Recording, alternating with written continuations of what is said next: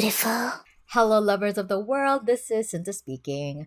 So, I really love ITZY. They are a K-pop group that have a special place in my heart. I still remember the day that they debuted back in 2019. I remember when Wannabe came out, and I still feel their impact on me to this day. And in all the years that I've been standing ITZY, I never would have guessed that I would have the honor of seeing them perform live, that I would get to hear Dala Dala, which is probably one of my favorite K-pop songs ever, live, and that they would be accompanied by a live band as well. Like, that is so profound. Like, it's world shaking that I was able to see them, that I had the privilege of be there the first time they arrived in New Zealand. If you're new to my channel, I make these videos to reflect and document my experiences as I go to concerts and live shows. This is me recording the thoughts I had regarding the evening, and this video will focus largely on me sitting down and talking about the evening I had. Just for context, I am a postgraduate student studying ethnomusicology, so you'll notice that the things that I mention in my video are specific details that maybe you're not interested in. This series,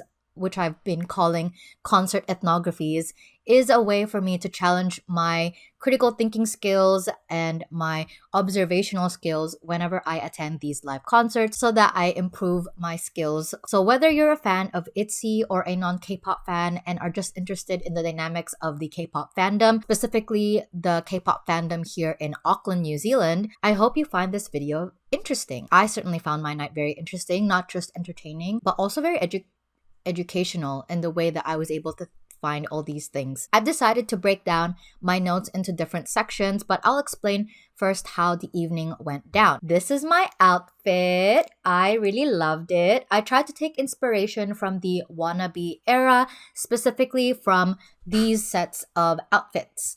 I felt like these stood out to me the most whenever I think of that era. Honestly, I didn't really have a lot to work with in terms of what was already on my wardrobe because I didn't want to buy a new outfit or any new pieces just for this one event. First, I had dinner with friends, and then the four of us walked down to the venue together, but it was completely packed, which I kind of expected, and the lines were really, really long, and it was completely just like chaotic, but thankfully not as chaotic as This Is a Concert, and that's a Patreon exclusive. Since me and my friends had seats, we didn't think that there was any point in rushing to get in line since our spots were already spoken for. So we took some pictures in front of the poster that was outside, and it also gave us time for us, and me specifically, to people watch. And if you can imagine, I had like my phone like typing away at all of the things that I noticed. So, our first section will cover fandom activities. So, I want to talk about the fashion that I saw in the crowd before the show started, of course. So, while the doors were still closed, we definitely saw people lining up and also buying merch because there is a merch truck outside of the venue. Auckland had, for your information, Auckland actually has a very diverse and thriving and very active K-pop dance cover community.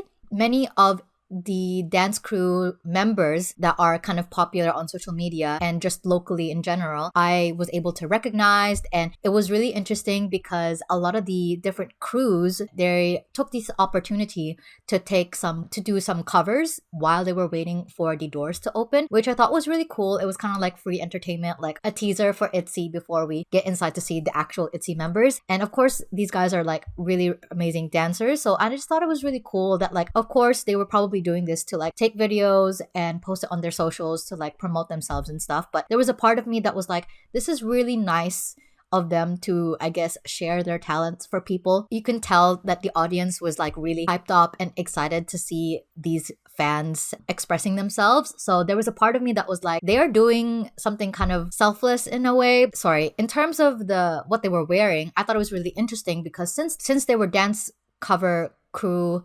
members, and they consistently post dance covers on social media and perform at events, they of course had a very large wardrobe in terms of whenever they need to perform a specific dance, they have to be able to match the theme or the concept of that dance with whatever's in their wardrobe. And obviously, a lot of the times, their wardrobes are paid for by their own money. Like sometimes maybe they'll get some funding. Most of the times, these are individuals using their own hard-earned money to not only build their wardrobe for, I guess, the social capital of having a big wardrobe and being able to look like the idols, but they're also doing this to improve the quality of their dance cover performance. And so what I thought was interesting was that now that there's a concert that they were able to actually pull from their wardrobes, and when they were walking around, I can tell that, oh yeah, I know that you've probably done an ITZY dance cover before, because this would have been an excellent outfit for covering a specific dance. And I wish I had videos of what I'm talking about or pictures, but I didn't feel comfortable filming strangers and posting them on my YouTube channel. Some outfits that I saw in the audience were also very much inspired by the fashion styles that I imagine would be popular on TikTok. Some of them were a bit on the risque side, which I thought was interesting, considering that ITZY's audience is probably a mix of ages. Like I definitely saw some, okay, well, I'll get to that in a bit. The fandom isn't entirely made up of just older people.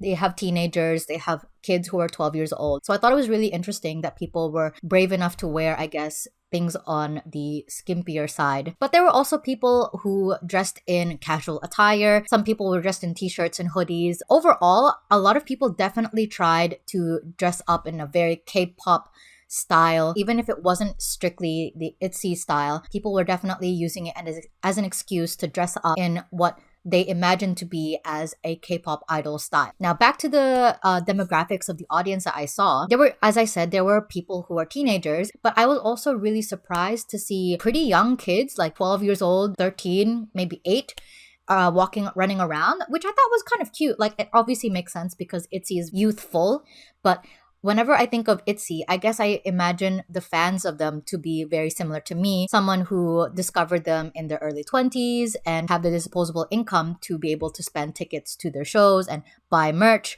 And speaking of merch, they had a merch truck outside, but I also knew that they had merch spots inside the venue. So the first thing I did was to buy my merch, because I am always terrified of, if I wait until the end of the night, that they will run out of the thing that I desperately want. So this is the merch I got. I'm a bit bummed out that only the 4 members are on the t-shirt. I wish that Leah was on here, but I guess it makes sense. They want to advertise the performing members for this specific tour, but it still bums me out because Leah has become my bias. And of course, it was already such a bummer to realize that the first time I'll be seeing ITZY perform live ever, she won't be present.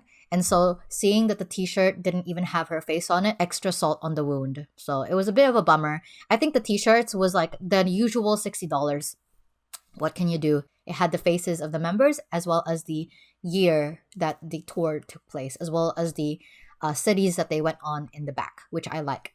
And the merch truck also sold official light sticks. What's really interesting when artists go overseas for a concert and they bring their merch with them, it's really interesting because obviously when you're flying from one place to the other, you have to think about how much you're paying for things to be transported from one place to the other. And that's how you know that JYP or this company has a big budget for this particular tour, because the fact that they were able to ship a whole heaping bunch of these light sticks from one place to the other means that they could afford to pay the fees for the shipment. And usually that's the reason why most artists only carry shirts, because they're easier to transport. They're not breakable, pack in a bunch, depending on like obviously the thinness of the material or what kind of clothing they are, whether it's a t-shirt versus a hoodie, Lots of logistics are involved. And the fact that a lot of people actually bought them.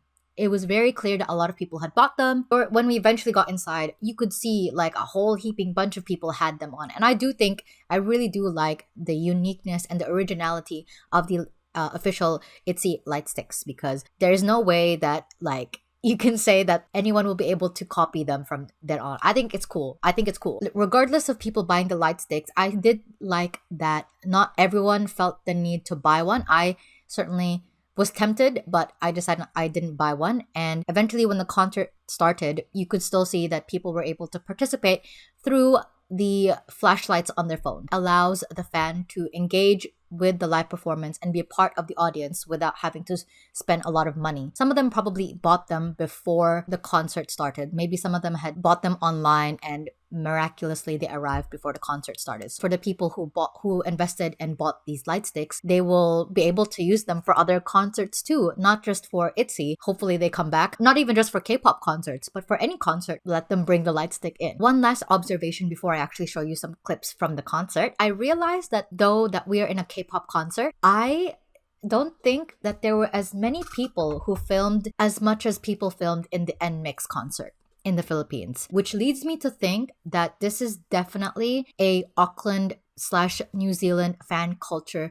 difference with the Filipino K-pop fans and their specific cultural fandom practices. There were definitely people filming. I filmed the clips I'm about to show you. I already saw somebody uploaded the entire thing, like somebody I guess bought seats that allowed them to be able to rest their hands like this so that they could film it and their hands didn't get tired. I still stand by the fact that after seeing the P1 Harmony concert and the ITZY concert, that New Zealand fans just aren't interested in filming the entire show as much as the Filipino ones were at the NMIXX concert in Manila. That your culture dictates fandom practices as well. It's very fascinating to me.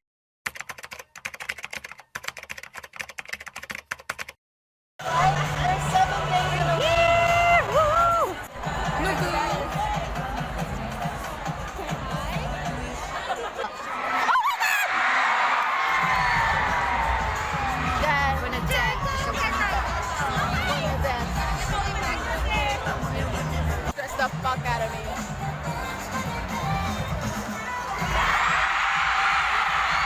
Of course.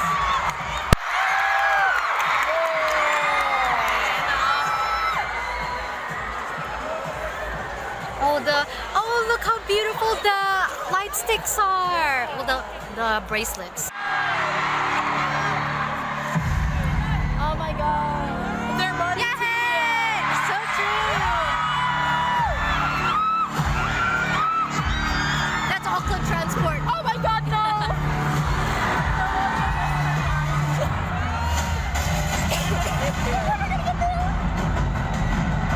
The train is flying in the air. Oh my god!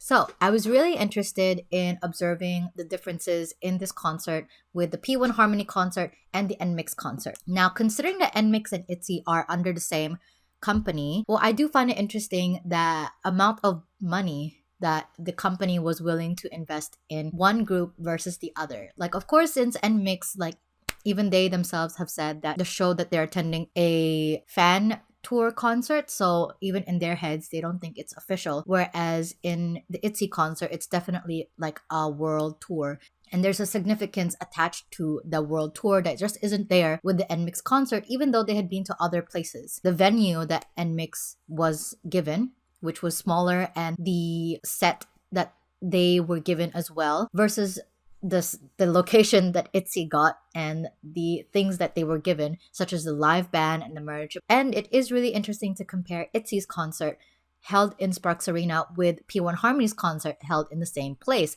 For one thing, so this is what happens with Sparks Arena, at least. I don't know what other venues do, but they'll book Sparks Arena because it has a lot of seats. If they don't sell enough to fill the entire place, the venue managers will block out the upper levels and shift everybody down to the lower sections so that I guess they can be closer to the stage, but it also makes the arena look fuller than it really is, because now that place that has been blacked out, they don't look like empty seats. They just look like a blacked out space, which is not a bad thing, by the way. It's not like an indictment against P1 Harmony. They were just a smaller group, and ITZY's ITZY. So ITZY was able to fill out pretty much most of the arena. Again, ITZY is just an older group and just is more famous. Yeah, it was cool to be able to see how many people in Auckland, and I guess from outside of Auckland, loved ITZY, seeing that physically be represented. In terms of the setlist of the concert itself, the group definitely focused on the songs off the new album Born to Be for a lot of reasons. First, the tour is meant to promote that album, so it makes sense that they're only gonna play majority of the songs from that album. Second, Leah is not actually there, and they have to be able to work around her absence, which includes purposefully performing songs that either don't have to be adjusted too much from a 5-member group song to a 4-member group song, and they also performed songs that already made with her absence in mind, which is why Born to Be is the first album from ITZY that had so many solo songs. This way, the girls are able to perform as a four-piece with their distinct group identity with songs that they made with those four people in mind, but they also had the chance to perform solo songs and showcase their different personalities. It gives them the space to negotiate their identities as both a member of ITZY as well as their own individual person, because all of the songs that they performed were slightly different from each other.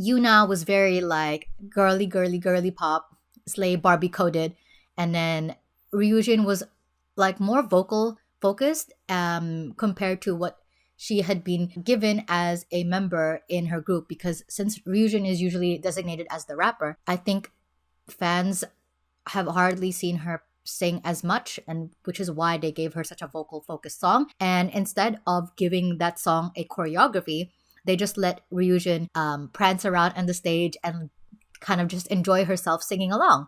With Yeji given a song that was very bombastic and in your face, and then Chaeryeong was just slay mother.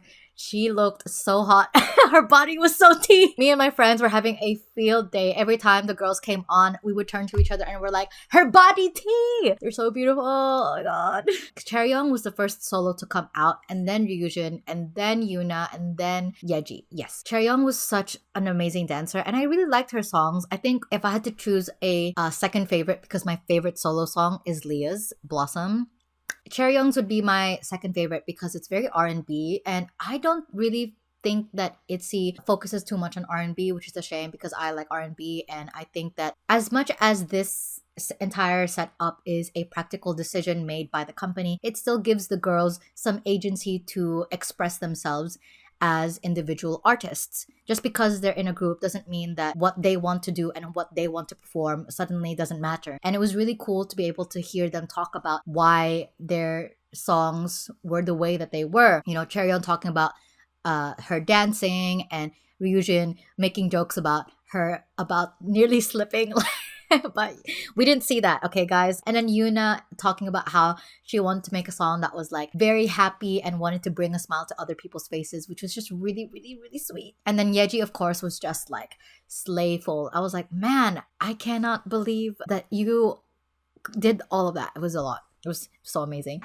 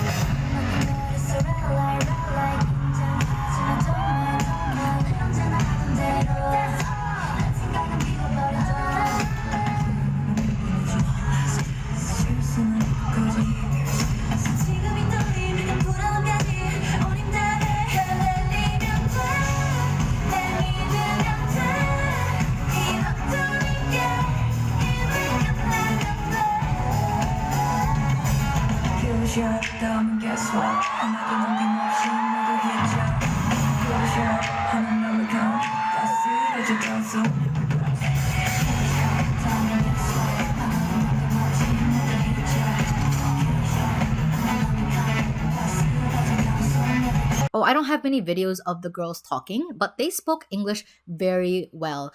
And at first, I was like blown away. I was like, whoa, these girls are like polyglots. And they are. But I also realized later on in the evening, I'm like, oh, they probably had a teleprompter. They probably had like a screen at the end that like helped them along with their speeches. And they probably rehearsed these a lot. So, which is fine, of course. Like, I don't really want them to struggle any more than they need to.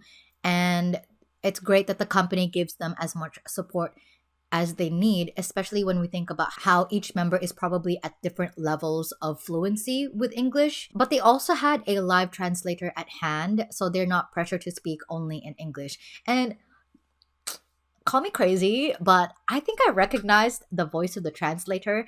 I think it's the same guy as the one at K Wave in 2023 November, but I'm not entirely sure because the guy at the K Wave evening had a strong Australian accent. I was like, man, they really brought this guy from from across the pond. And then I remember thinking the same thing about this guy. It wouldn't surprise me if it was the same guy. Like, I can see how the company would just have connections with certain people. The biggest difference between this concert and P1 Harmonies is that the VIP pit was assigned seating and there was no general admission standing, which so there was no point of lining up at the crack of dawn like the P1 Harmony stands did in 2023, which is good because it's winter right now. Like, I cannot imagine anybody lining up in winter. For the best that VIP had seats, I mean, of course they didn't sit down the whole time, but as much as I think it's cool that people are lining up, that people are that passionate, I don't necessarily want them to be forced to do that all the time. So it's good that when you buy the VIP tickets, you're just guaranteed a seat. You get all the perks of being there, like you get closer and assigned seating. It was more like if you buy VIP tickets, you have a guaranteed seat in the pit. You finna be in the pit. You still had to line up early if you want like one that was super, super close to the stage, which I think is a better system than letting people fight to the death for barrier. And the other ways that ITZY's budget was abundantly higher than P1 Harmonies or even NMIX's was most clearly seen in the technologies that were present at the concert. They definitely had a lot more complex stuff. As I mentioned earlier, there were backup dancers, which P1 Harmony didn't even have. Or did they? Regardless of whether P1 Harmony had backup dancers, ITZY had more. Like, ITZY had people at that stage. They really made the most of it. They had different set designs. So Chaeryeong's one had like a mirror that moved around there, and there was the bleachers that Yujin had for her solo. They also had different screens, which like made for very interesting light displays. Very, very cool. And of course, ITZY had a live band. Oh my god, the live band was my favorite part. Like, they really made a huge difference having a live band. Elevated the show in ways I cannot even explain. They just sounded so good. I was so happy. The ITZY girls also had costumes for different performances. Of course, NMIX and P1 Harmony had their own, but like they were changing outfits every song. Like, pretty much. And there was this really cool thing during the breaks where ITZY had to change outfits. And I didn't even realize that Sparks Arena had the infrastructure to support this kind of thing. When my friend mentioned that they might have this, I was like, they might have that for America or Australia, but I don't think Sparks Arena has that. But they did. What they had was a camera that pointed to random audience members and they made a game out of it. It was so cool because I was like, this is what makes the K-pop fandom like industry so much cooler than like American. This is what sets them apart from Western pop. They had this camera and it was looking for people to shine a light on. Whoever was dancing, they could get the camera will like shine on them and the person had to like dance along to the specific part of the song. One, this was fun. This was really engaging for the fans, and two, it livened up the space. Of course, ITZY had these pre-filmed videos as well, so that we had something to watch while they changed. But the fact that they had this is like an extra step that like made it so much more fun. And you could see like there was a thrill of being like, oh my god, am I gonna get chosen? Like, I was scared though. Nope, do not take that, cut the cameras dead ass, do not point that at me. I would literally like, I was like ducking. I was like, nope, not today, Satan. It was very funny. But obviously there were people who were like, this is my time to shine. I'm going to put my whole heart into dancing so that the camera, so it was cool. Like, it was awesome. There were definitely obviously songs that ITZY is really, really famous for, but they couldn't perform because Leah wasn't there. And I guess like JYP thought that there was no point in turning these songs from 5 groups to 4 when they could just perform these songs that were catered for 4 members. But some of the more popular ITZY title tracks, but they couldn't perform without Leah, we were still able to hear it during this game. As I said, they did have pre-filmed videos and some animations, and they had great cinematography. And again, it indicates the company had the money to hire videographers and editors to spend extra time on these kinds of things. And what was really funny is that some of these pre-filmed videos were a bit long, and like that's fine if give the girls as much time as they need to like change outfits and stuff. But obviously, like if they were long, we're gonna notice. So I would turn to my friend and I'd be like, "What kind of Marvel movie are we watching?" Because that was just like the aesthetic that they were going for. That's a whole aesthetic of Born to Be. What in the MCU are we watching? The final section, the relationship between the girls and the fans.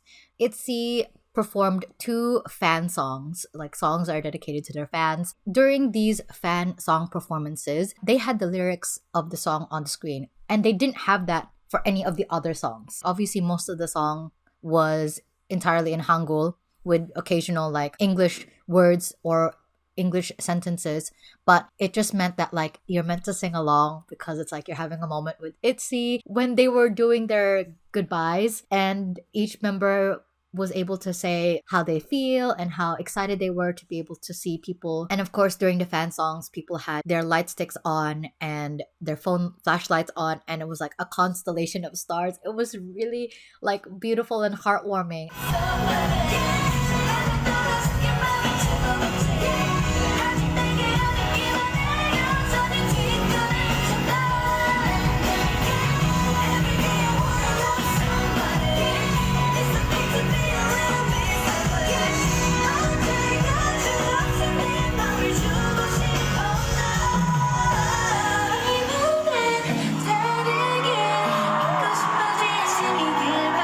When the girls started crying themselves, I also started crying. I was like, man, this is so sad.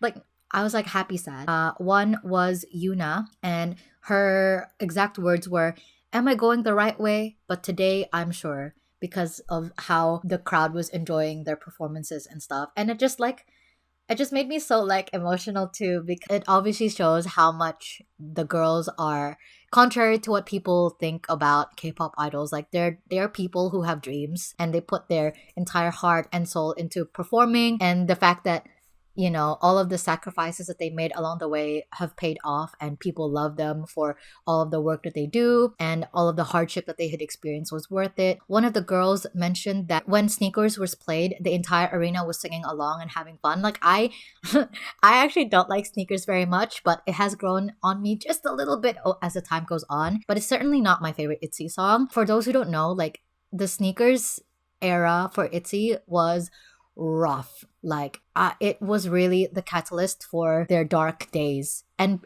people still give them shit for Sneakers as a song. So one of the members said that like it made them really happy to hear that people were enjoying it at all. It was being celebrated, and that they could hear it in person. Like it meant a lot to them. And I was like, man, represents a lot of things for the girls. Like I said, their downfall in the eyes of the K-pop general public, but the fact that even though it may not be their best song, and I will say that it's, not, it still brings their fans together and still brings people happiness. And that's just the power of ITZY. Like their worst song will still make people smile.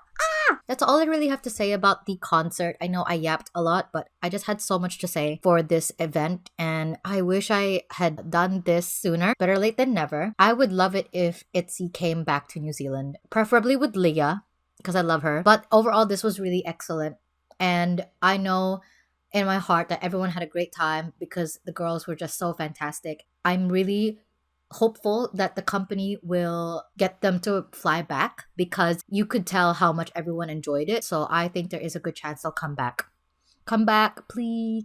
please. Oh my gosh, guys, I can't believe I forgot to mention this when this was easily one of my favorite parts of the evening. Basically, during the show, there were songs where the stage would blow out a bunch of confetti. We could see that the confetti could only reach down to the pit. After the show ended, while me and my friends were still processing the fact that the show was over and that we won't be able to see the girls anymore, we went down all the way to the bottom of the arena. And even though there was a barrier that separated the seats from the VIP pit, as they usually do, we realized that we could still reach far enough into the pit to get a handful of confetti. And in fact, the people who were in the VIP pit were giving away the confetti from the ground to the people who were eagerly awaiting for handfuls. And I just thought it was such a cute moment. Like, these people were sharing, and confetti obviously meant something to all of us, enough so that we want to keep them, even though hypothetically it's just garbage at the end of the night. But to us, it has sentimental value. And the people in the VIP pit understood the desire for them. And, they were making several trips back and forth from the middle of the VIP pit to the edge where the barrier was so that people could have handfuls. I just thought it was really sweet. Me and my friends got our own handfuls of confetti and I went home with it that night. And we were making jokes about how, because so many fans want the confetti, that the janitors or the people working at the arena that evening were probably like, wow, these guys are cleaning up for us. And they probably didn't understand, like, why are these guys picking up garbage? Like, it's such a sincere and genuine, authentic display of fandom culture. And that's the end of my ethnography. And that's the end of my ethnography. And that's the end of my field notes. I hope you guys enjoyed it. I know I really analyzed a lot of different things, but I hope again that you learned something or, appreciated my thoughts on the entire thing. If you enjoyed this video, please give it a like. And if you want to see more concert ethnography videos, feel free to subscribe. I also post a lot of videos about music, including some video essays about K-pop, hopefully soon. And all of my social media links are down in the description if you want to follow me there, alongside the links to my Patreon page and Coffee page if you guys want to support me financially. I'll do it for today. I will see you guys soon, and I can't wait to share my love with you again.